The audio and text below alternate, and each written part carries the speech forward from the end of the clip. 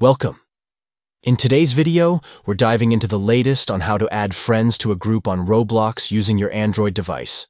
Whether you want to play together, share experiences, or just have fun, adding friends to your group is super easy. Let's jump right in. Step 1. Open the Roblox app on your Android device. Step 2.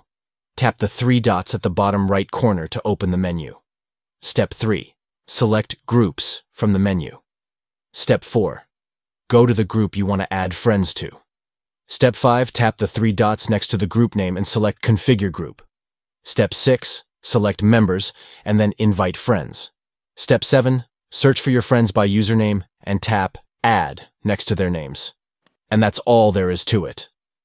Now, you can enjoy Roblox with your friends in your group, making your gaming experience even more enjoyable and engaging. Thanks for watching, and happy gaming.